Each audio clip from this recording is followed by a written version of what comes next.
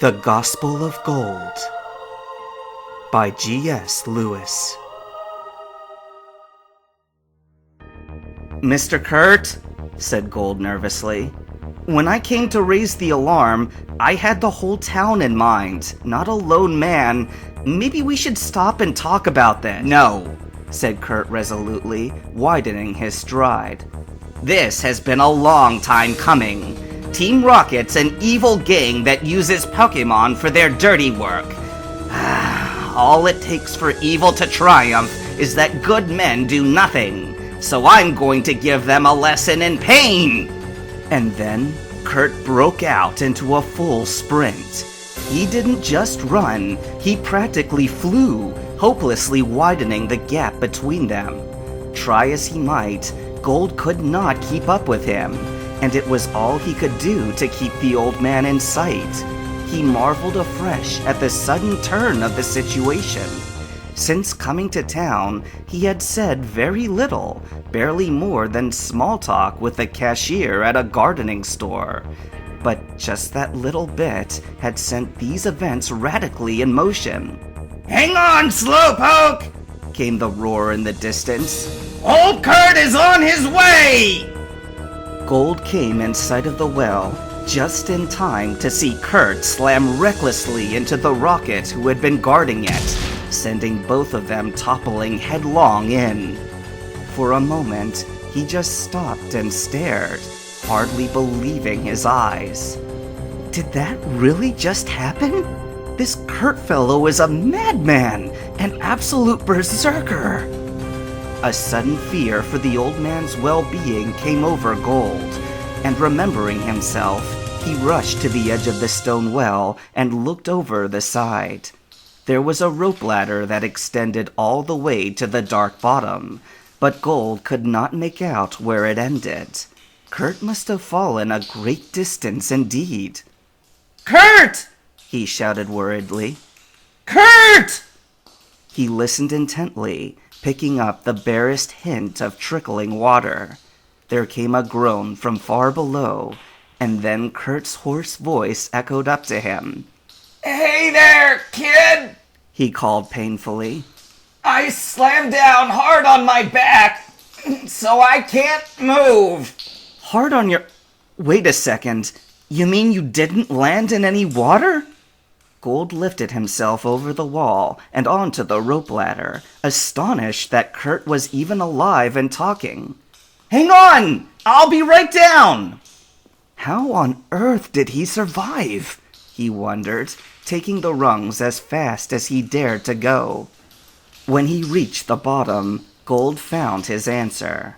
Kurt was on his back, as he had said, but underneath of him lay the less fortunate Rocket Grunt, splayed out in spread eagle posture. The ground down here was mossy and moist, but even then, the Grunt had almost certainly died in the fall. Kurt seemed completely unaware of what he was lying on, but he looked up at Gold imploringly. "If I were fit, my Pokemon would have punished them," he swore. But it can't be helped. You, show them how gutsy you are in my place." "Are you still on about that?" Gold asked incredulously. "You could have died just now. Even if I had Pokemon to take on the Rockets, I'm not just going to leave you here like this." "They must have moved their operation from Union Cave to this place while I was asleep," he thought worriedly. "That is, if they hadn't already started here. Anyway, they'd have to know we're here after all that commotion. Spirit, watch over me now." As Gold reached down to touch Kurt on the side of his ribs, he thought he heard Spirit's answer, confirming his instinct. "Do not withhold good from those who deserve it when it is in your power to act."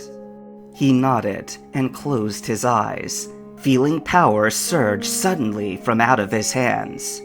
"Be healed," he commanded, and at once Kurt drew in a great breath, like he had been holding it for hours.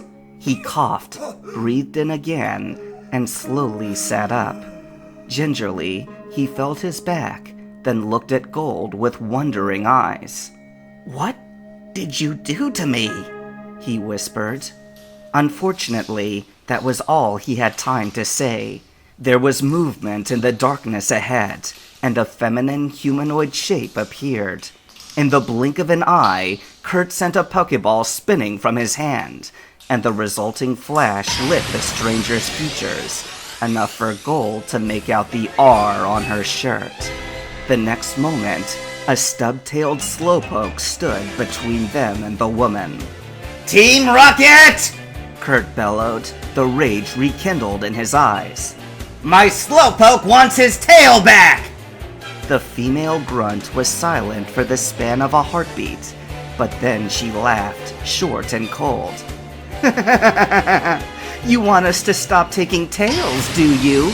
she replied, sending forth a Zubat. "Yeah, just try to defeat all of us." Kurt raised his hammer.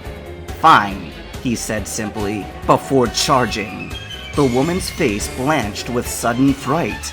Obviously, she and her group had not expected to be defied, least of all by a mad old craftsman with a blunt tool. Turning, she and her Zubat promptly fled back into the darkness. Kurt pursued, leaving Gold standing by himself at the base of the well. He continued to hear the sounds of their strife, but by now he was at a complete loss for what to do. By and by, his eyes fell back down to the body of the rocket grunt that Kurt had tackled into the well. A strange mix of emotions churned in his mind as he gazed upon the still form. He felt Spirit's presence overtake him, and her voice called to him again. "Lay hands on him as well," she spoke. But he made no move forward, but looked back up through the well's opening to the small circle of sunlight overhead. This man was a thief and an animal abuser.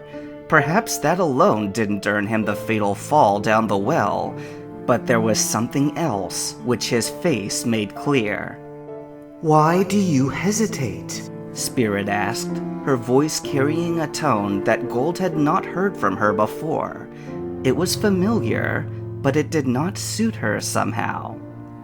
"This man," said Gold, looking down at the rocket, "stood by and did nothing when Proton ordered coughing to suffocate me. I could have died." His eyes widened. "Spirit, did I die?" Spirit did not answer him. Gold narrowed his eyes. "Kurt got it right," he said, the sound of his voice frosty and hard in his own ears. "Evil succeeds when good men do nothing, or average men for that matter. Maybe I died and maybe I didn't. Maybe he's dead now and maybe he isn't. Frankly, I don't care. He sure didn't." Gold clasped the rope ladder and lifted himself onto the first rung. "Fair's fair," he said stubbornly.